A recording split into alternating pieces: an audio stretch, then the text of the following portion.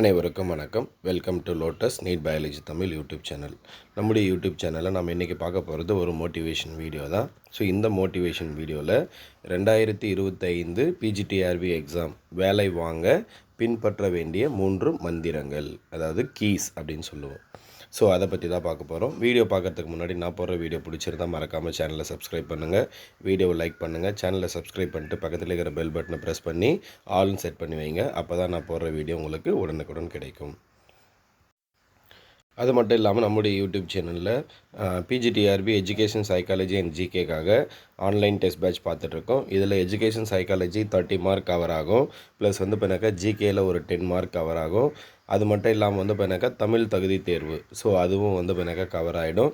So இது எல்லாமே சேர்த்து உங்களுக்கு வந்து இப்போனாக்கா ஃபர் வீக் வேணும் அப்படின்னாக்கா 150 ருபீஸ் பே பண்ணணும்.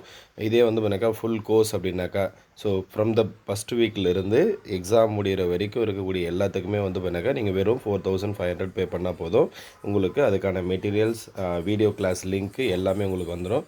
வெறும் டெஸ்ட்டு கொஷின் மட்டும் வேணும் அப்படின்னா 75 ருபீஸ் பர் வீக் பே பண்ணணும். நீங்கள் பே பண்ண வேண்டிய நம்பர், உங்களுக்கு ஏதாவது டவுட் இருந்தால் கால் பண்ண வேண்டிய நம்பர், இல்லை டெக்ஸ்ட் பண்ண வேண்டிய நம்பர் எல்லாமே ஸ்க்ரீனில் தெரியுது பாருங்கள். இதுக்கு கால் பண்ணி கேட்டுங்க. ஸோ அகைன் சொல்கிறேன், உங்களுக்கு PGTRB education psychology 30 mark cover ஆகும், ஜிகே ஒரு 10 மார்க்கு, தமிழ் தகுதி தேர்வு, இது எல்லாமே சேர்த்து தான் இந்த ஃபீஸ். சரிங்களா? ஸோ இன்றைக்கான வீடியோக்குள்ளே போகலாம். ஸோ அந்த 3 கீ என்ன அப்படின்னாக்கா, ஃபஸ்ட்டு கீ வந்து பார்த்தீங்கன்னா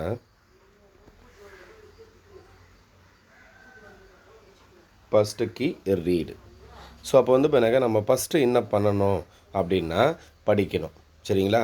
அதை படிக்கிறது எப்படி படிக்கணும் அப்படின்னா கன்சிஸ்டன்சியாக படிக்கணும். அப்போ கன்சிஸ்டன்சி என்னன்னா, நீங்கள் வந்து பார்த்தீங்கன்னாக்கா டெய்லி படிக்கணும்.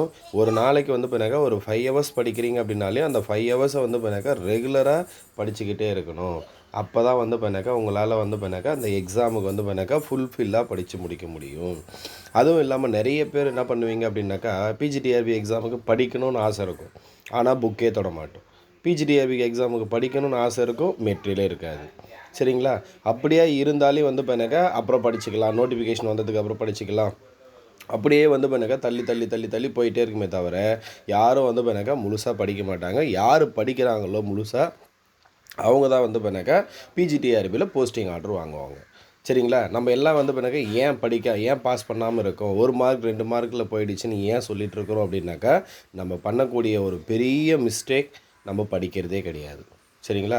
அப்படியா படித்தாலே வந்து பார்த்தீங்கன்னாக்கா முழுசாக ஃபுல்ஃபில்லாக படித்து முடிக்கிறது கிடையாது. அப்போ ஃபஸ்ட்டு வந்து பார்த்தீங்கன்னாக்கா ரீடு அப்படின்றதுல வந்து பார்த்தீங்கன்னாக்கா நீங்கள் ஃபாலோ பண்ண வேண்டியது, ஃபஸ்ட்டு வந்து பார்த்தீங்கன்னாக்கா நமக்கு மேஜர் 110 கொஷின், அதில் வந்து பார்த்தீங்கன்னாக்கா டோட்டலாக 10 யூனிட், அந்த 10 யூனிட்டையும் முழுசாக படித்து முடிக்கிறோமா, அதுதான் ரொம்ப இம்பார்ட்டன்ட். சரிங்களா? அந்த 10 யூனிட்டில் நீங்கள் வந்து பார்த்தீங்கன்னாக்கா ஒரு யூனிட்டுக்கு ஒரு 11 கொஷின் அப்படின்னு வச்சுக்கிட்டாக்கா 10 யூனிட்டுக்கு 110 கொஷின். அப்போ நீங்கள் ஒரே ஒரு யூனிட் படிக்காமல் விட்டாலேயும் எத்தனை கொஷின் போயிடும்? -11. அப்போ 2 யூனிட்னா அது அகைன் இன்னொரு -11. சரிங்களா? ஒரு யூனிட்டில் ஒரு ஆஃப் தான் படிக்கிறீங்கன்னு வச்சிங்களேன், ஒரு ஆஃப் யூனிட் தான் படிக்கிறீங்க, ஒரு ஆஃப் யூனிட் படிக்காமல் விட்டுட்டீங்க. நீங்கள் படிக்காத விட்ட ஆஃப் யூனிட்லேருந்து மேபி எல்லா கொஷினும் வந்துடலாம். அப்படி வரதுக்கு வாய்ப்பு இல்லை, சப்போஸ் சொல்கிறேன். ஸோ அகைன் இன்னொரு 11. அப்போது எத்தனை போயிடுச்சு பாருங்கள். நம்ம என்ன தான் ஃபுல்லாக படித்தாலேயும் ஒரு 3 டைம்ஸ் 4 டைம்ஸ் ரிவிஷன் பண்ணாலேயும் நம்ம 110 கொஷினுக்கு எவ்வளோ தான் வாங்க முடியும்? மேக்ஸிமம் 90. சரிங்களா? 90 to 100. நான் சொல்கிறது வந்து பார்த்தீங்கன்னா ரொம்ப அதிகமாக சொல்கிறேன். சரிங்களா? இவ்வளோ வாங்குறதே பெரிய கஷ்டமாக இருக்கும். நீங்கள் வந்து நான் என்ன சொன்னேன், 10 யூனிட் தரவாக படித்து முடிக்கணும். அந்த 10 யூனிட் படித்ததை வந்து பண்ணாக்கா ஒரு 3-4 டைம்ஸ் வந்து பண்ண ரிவிஷன் பண்ணணும். அப்போ தான் நம்ம இந்த ஸ்கோர் வாங்க முடியும். சரிங்களா? அப்போது நம்ம எந்த அளவுக்கு வந்து பண்ணாக்கா லேக்கில் இருக்கிறோம் அப்படின்னு பாருங்கள். சரிங்களா? எந்த அளவுக்கு பின்னாடி இருக்கிறோம், நம்ம எந்த அளவுக்கு வந்து பண்ணாக்கா படிக்கிறதே இல்லை அப்படின்னு சொல்லிட்டு இதை வச்சு நீங்களே வந்து பண்ணாக்கா டிசைட் பண்ணிக்கோங்க. சரிங்களா? அப்போ ஃபஸ்ட் ஒன்று வந்து பண்ணாக்கா படிக்கணும். படிக்கிறதுல இன்னொரு ஷார்ட் ட்ரிக்கிறத விட வந்து பண்ணாக்கா ஒரு டெக்னிக். சரிங்களா? ஒரு வந்து பண்ணாக்கா ஒரு ஸ்மார்ட் ஒர்க் எப்படி பண்ணலாம் அப்படின்னா, எனக்கு தெரிஞ்சு நான் சொல்கிறேன், என்னுடைய மேஜரில் சரிங்களா என்ன பண்ணலாம் அப்படின்னா, ஃபார் எக்ஸாம்பிள் இப்போ ஃபஸ்ட் யூனிட் நான் எடுத்துக்கிறேன். என்னுடைய மேஜர் வந்து பார்த்தீங்கன்னாக்கா பாட்டனி. நான் ஃபஸ்ட் யூனிட் எடுத்துக்கிறேன் அப்படின்னா இப்போ ஃபஸ்ட் யூனிட்டில் வந்து பார்த்தினாக்கா எங்களுக்கு ப்ரீவியஸ் இயர் கொஷின்ஸ் பேப்பர்ஸ் எல்லாம் ஃபஸ்ட்டு இருக்கணும் நம்ம கையில். அப்போ அந்த ப்ரீவியஸ் இயர் கொஷின் பேப்பர்லாம் இருந்தது அப்படின்னா நீங்கள் ஃபஸ்ட் யூனிட்டில் வந்து பார்த்தினாக்கா ப்ரிடிக்ட் பண்ணிடலாம். இந்தந்த டாப்பிக்லேருந்து ரெகுலராக கொஷின் கேட்டுக்கிட்டே இருக்கிறாங்க அப்படின்னு சொல்லிட்டு எந்தெந்த டாப்பிக்குன்னு நீங்கள் என்ன பண்ணணும், ஃபஸ்ட்டு வந்து பார்த்தினாக்கா செலக்ட் பண்ணி எடுத்துடணும். அப்போ செலக்ட் பண்ணி எடுத்துகிட்டு இப்போ இந்தந்த டாப்பிக்லேருந்து ரெகுலராக ரிப்பீட்டடாக கொஷின் கேட்டுக்கிட்டே இருக்கிறாங்கன்னா இந்த டாப்பிக்கெல்லாம் நம்ம என்ன பண்ணணும், தரோவாக இருக்கணும். ஃபிங்கர் டிப்பில் எங்கேருந்து கொஷின் கேட்டாலையும் எழுதுகிற அளவுக்கு நம்ம கரெக்டாக தரவாக இருந்தோம்னா அப்போ இதிலிருந்து வந்து பண்ணாக்கா ஒரு 7 இல்லை 8 கொஷின் வருதுன்னு வச்சுங்களேன், ஈஸியாக அடிச்சிடலாம். அப்போ இந்த ஃபஸ்ட்டு இம்பார்ட்டண்ட்டாக ரிப்பீட்டடாக கேட்கக்கூடிய டாபிக்ஸை கவர் பண்ணிவிடுங்க. அதுக்கப்புறம் மற்றதை ஒரு கோத்ரோ பண்ணிவிடுங்க. இதே மாதிரி எல்லா யூனிட்டுக்கும் நீங்கள் ஃபாலோ பண்ணிங்கன்னா ஒரு யூனிட்டுக்கு 7 or 8 கொஷின் அப்படின்னா சரிங்களா, 10 யூனிட்டுக்கு சாலிடாக 70 or 80 கொஷின்ஸ் நீங்கள் வாங்கிடலாம். சிம்பிளாக ஸ்மார்ட் ஒர்க் பண்ணி என்ன பண்ணலாம், 70 or 80 கொஷின்ஸ். இது இல்லாமல் எஜுகேஷன் சைக்காலஜி நிறைய பேர் வந்து பண்ணாக்கா இப்போல்லாம் எங்கேருந்து கேட்குறாங்கன்னு தெரியாமல் நம்ம படிக்கிறதே கிடையாது. சரிங்களா, எஜுகேஷன் சைக்காலஜியை பொறுத்த வரைக்கும் அப்போ நீங்கள் என்ன பண்ணலான்னா இதே மாதிரி பண்ணிங்க அப்படின்னாக்கா நியர்லி வந்து பண்ணாக்கா ஒரு 70 or 80 கொஷின்ஸ் வந்து பண்ணாக்கா ஈஸியாக ஸ்மார்ட் ஒர்க்கில் வாங்கிடலாம். அடுத்தது வந்து பண்ணாக்கா சைக்காலஜி. நிறைய பேர் வந்து பண்ணாக்கா அந்த சைக்காலஜி வந்து பண்ணாக்கா எங்கேருந்து கொஷின் கேட்குறாங்கன்னு தெரியல, ஸோ அதனால் நான் படிக்கிறது கிடையாது, எனக்கு படித்தாலே வந்து பண்ணாக்கா வரதில்லை அப்படின்னு சொல்லுறீங்க. நான் திரும்ப சொல்கிறேன், நீங்கள் யாரெல்லாம் வந்து பண்ணாக்கா போஸ்டிங் வாங்கணும்னு ஆசை இருக்கோ அவங்கெல்லாம் நீங்கள் பண்ண வேண்டியது வந்து பண்ணாக்கா சைக்காலஜியை படிக்கணும்.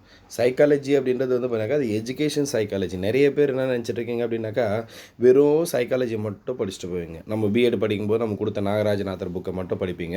அப்போ எஜுகேஷன் சைக்காலஜியில் எஜுகேஷன் அப்படின்றது ஒரு 30 மார்க்கும் எஜுகேஷன் அப்படின்றது 15 மார்க்கும், சைக்காலஜி அப்படின்றது ஒரு 15 மார்க். இது ரெண்டும் சேர்ந்தது தான் 30 மார்க்கு.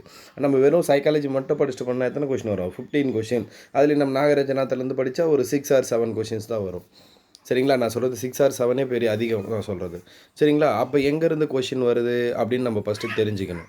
ஸோ எங்கேருந்து கொஷின் வருது அப்படின்னாக்கா ஃபஸ்ட்டு எஸ்கே மங்கள் அப்படின்னு ஒரு புக் இருக்குது. சரிங்களா, அப்போ எஸ்கே மங்கள் புக்கிலேருந்து கொஷின் வருது. நெக்ஸ்ட் வந்து பண்ணாக்கா சந்தானம் ஆத்தர் புக்கிலேருந்து வருது. இது ரெண்டும் படித்தா மட்டும் எத்தனை கொஷின் தான் வரும், வெறும் 15 கொஷின் மட்டும்தான் வரும். அப்போ பேலன்ஸ் 15 கொஷினுக்கு அப்போ பேலன்ஸ் 15 கொஷினுக்கு நம்ம என்ன பண்ணணும், இன்னும் வந்து பண்ணாக்கா அந்த எஜுகேஷன் எங்கே இருந்தெல்லாம் வருது, ஸோ அது எல்லாத்தையும் வந்து பண்ணாக்கா படிக்கணும். ஸோ இந்த மாதிரி படிக்காமல் நம்ம வந்து பண்ணாக்கா வெறும் நாகராஜன புக்கு வரைக்கும் படிச்சுட்டு நான் படித்தாலே வரல அப்படின்னாக்கா நம்ம என்ன பண்ண முடியும், ஒன்றும் பண்ண முடியாது. அப்போ ஃபஸ்ட்டு நீங்கள் பண்ண வேண்டியது வந்து பண்ணாக்கா ரீடிங், எப்படி படிக்கணும், எதெல்லாம் படிக்கணும்னு சொல்லிட்டு. ப்ளஸ் வந்து பண்ணாக்கா ஜிகே ஒரு 10 மார்க் இருக்குது. சரிங்களா, அந்த ஜிகே நம்ம ஈஸியாக வாங்கக்கூடிய மார்க். இப்போ நீங்கள் வந்து பண்ணாக்கா மேஜரில் ஒரு 70 to 80 மார்க் வாங்கினீங்கன்னு வச்சுங்களேன், சைக்காலஜியில் ஒரு 15 வச்சுக்கிங்க, ரெண்டும் சேர்த்து 15 வச்சுப்போம். இதில் வந்து பண்ணாக்கா ஒரு 7 or 8 கொஷின் ஈஸியாக வாங்கிடலாம். இது ஒரு 8. ஸோ அப்போ இதில் எத்தனை ஆயிடுச்சு, ஒரு 23. அப்போ 8 + 23 80 + 23 103. ஆல்மோஸ்ட் வந்து பண்ணாக்கா உங்களுக்கு போஸ்டிங் கன்ஃபார்ம் ஆகிடும். ஸோ இப்படி தான் வந்து படிக்கணும். ஸோ அதை விட்டுட்டு நானும் படிக்கிறேன் அப்படின்னு சொல்லிட்டு சிலபஸ் இல்லாமல் எங்கேருந்து கேட்குறாங்க எதுவுமே தெரியாமல் நம்ம பாட்டுக்கு படிச்சுட்டு போயிட்டு நான் படித்தேன் ஆனால் எங்கேருந்து வந்துச்சுன்னே தெரியல அப்படின்னு சொன்னோம்னாக்கா அது வந்து பண்ணாக்கா சரியாக வராது. ஸோ நெக்ஸ்ட்டு இப்போ ரீடு சொல்லிட்டேன். நெக்ஸ்ட் வந்து பண்ணாக்கா ரிவிஷன். சரிங்களா, அப்போ நெக்ஸ்ட்டு வந்து பண்ணாக்கா நம்ம பண்ண வேண்டியது வந்து பண்ணாக்கா ரிவிஷன். சரிங்களா, நம்ம படித்ததை ரிவிஷன் பண்ணுறோமா. இப்போ நான் சொன்ன டாப்பிக்காக படிங்க அப்படின்னு சொன்னேன். இப்போ ஒரு டாப்பிக்கை நம்ம எத்தனை முறை ரிவிஷன் பண்ணணும். சரிங்களா, நம்ம யூடியூப் சேனல்லே வந்து பண்ணாக்கா எப்பிங்காஸுடைய மரத்தல் வளைகோடு போட்டிருப்பேன். சரிங்களா, வீடியோ போட்டிருப்பேன். அப்போது அந்த எப்பிங்காஸுடைய மரத்தல் வளைகோடில் என்ன சொல்கிறாங்க அப்படின்னாக்கா நம்ம படித்த ஒரு விஷயம் அடுத்த 24 ஹவர்ஸுக்குள்ளே நியர்லி வந்து பண்ணாக்கா ஒரு 65% வந்து பண்ணாக்கா மறந்து போயிடுது. ஒரு 1 வீக்குள்ளே நியர்லி வந்து பண்ணாக்கா 90% மறந்து போயிடுது. நீங்கள் ஒரு 2 வீக்ஸ் விட்டிங்கனாக்கா நம்ம படித்தோமானே ஞாபகம் இருக்காது. அப்போது நம்ம என்ன பண்ணணும், அடுத்த 24 ஹவர்ஸுக்குள்ளே செகண்ட் டைம் படித்து முடிச்சிடணும். அப்போ தான் வந்து பண்ணாக்கா அந்த ரிவிஷன் எஃபெக்டிவாக இருக்கும். நம்ம எத்தனை முறை ரிவிஷன் பண்ணுறோமோ அந்த அளவுக்கு வந்து பண்ணாக்கா நம்மளால் என்ன பண்ண முடியும், கரெக்டாக ஆன்சர் போட முடியும். நீங்கள் கஷ்டப்பட்டு படிக்கிறீங்க, எக்ஸாமில் பாஸ் பண்ணணும்னு படிக்கிறோம், நியர்லி வந்து பண்ணாக்கா ஒரு 2-3 இயர்ஸாக வெயிட் பண்ணிகிட்ருக்கோம் எப்போ டிஆர்பி வரும்னு சொல்லிட்டு. அப்போ படிக்கிறோம் அப்படின்னா ரிவிஷன் எந்த அளவுக்கு இம்பார்ட்டன்ட் அப்படின்னா நீங்கள் படிக்கிறத விட ரிவிஷன் அந்த அளவுக்கு இம்பார்ட்டன்ட். நீங்கள் வந்து ஒரு முறை படிக்கிறீங்க, ஒரு 2 hours செலவு பண்ணி ஒரு டாபிக் படிக்கிறீங்க அப்படின்னாக்கா அப்போ அந்த 2 ஹவர்ஸ் வந்து பார்த்தீங்கன்னாக்கா அதே அளவுக்கு நீங்கள் குறைஞ்சது வந்து பார்த்தீங்கன்னாக்கா ஒரு 5 டைம்ஸ் இல்லை 4 டைம்ஸ் வந்து நீங்கள் ரிவிஷன் பண்ணிட்டீங்க அப்படின்னா அந்த டாப்பிக்லேருந்து எப்படி கொஷின் கேட்டாலும் நீங்கள் எழுதிடலாம். ஸோ அந்தளவுக்கு நீங்கள் ஃபெமிலியர் ஆகிடுவீங்க. ஸோ அப்போ எத்தனை முறை ரிவிஷன் பண்ணுறதை நீங்கள் டிசைட் பண்ணிங்க. அப்போது நீங்கள் எந்த அளவுக்கு படிக்கிறீங்களோ அதை விட வந்து பண்ணாக்கா அதிகமாக இம்பார்ட்டன்ஸ் கொடுக்க வேண்டிய ஏரியா எது அப்படின்னாக்கா ரிவிஷன் தான். சரிங்களா?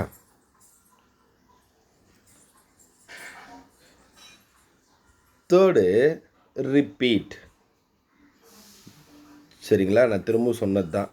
அப்போது ரீடு, ரிவிஷன், ரிப்பீட். சரிங்களா? அப்போது ரிப்பீட் அப்படின்றது என்னென்னா படித்ததே திரும்ப படிச்சுக்கிட்டே இருக்கணும். நீங்கள் வந்து பார்த்தீங்கன்னாக்கா ஒரு யூனிட்டை படிக்கிறீங்க, ஒரு யூனிட்டை வந்து பார்த்தீங்கன்னா நம்ம 10 யூனிட்டையும் முழுசாக படித்தோமா அப்படின்றத விட 7 யூனிட் படித்தாலும் இந்த 7 யூனிட்டை ஒவ்வொரு யூனிட்டை ஒரு 5 முறை ரிவிஷன் பண்ணிங்க அப்படின்னா இந்த 7 யூனிட்லேருந்து வர கொஷினை வந்து பார்த்தீங்கன்னாக்கா தரோவாக எல்லா கொஷினுக்கும் ஆன்சர் பண்ணிடலாம். சரிங்களா? அதை விட்டுட்டு நான் 10 யூனிட்டும் படிச்சிட்டேன், ஆனால் ஒரு முறை கூட ரிவிஷன் பண்ணலன்னா நமக்கு இந்த 7 யூனிட்லேருந்து வாங்குகிற மார்க் கூட இந்த 10 யூனிட் படித்தா வராது. சரிங்களா? அப்போ எத்தனை முறை படிக்கிறன்றது ரொம்ப ரொம்ப இம்பார்ட்டன்ட். நீங்கள் ஒரு விஷயத்தை ரிப்பீட்டடாக திரும்ப படிச்சுக்கிட்டே இருக்கும்போது நம்மளால் வரக்கூடிய பிஜிடிஆர்பியில் ஈஸியாக வந்து பண்ணாக்கா ஸ்கோர் பண்ண முடியும், வேலையும் வாங்க முடியும்.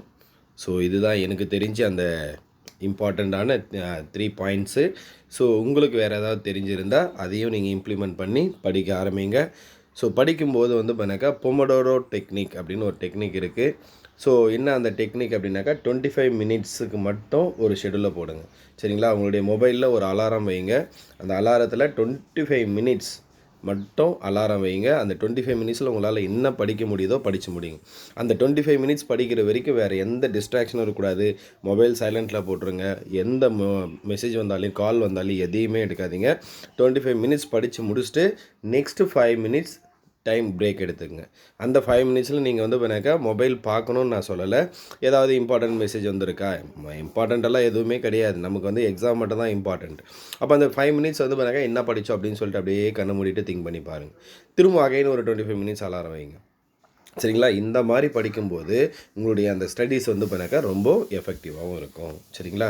ஸோ எனக்கு தெரிஞ்சு நான் சொன்னேன், உங்களுக்கு தெரிஞ்ச விஷயத்தையும் இம்ப்ளிமெண்ட் பண்ணி படிங்க. சீக்கிரமாக வந்து பண்ணாக்கா நமக்கு பிஜிடிஆர்பி எக்ஸாம் வரும். அதுக்குள்ளே வந்து பண்ணாக்கா சிலபஸை படித்து முடிக்கிறதுக்கு ட்ரை பண்ணுங்கள். நன்றி, வணக்கம்.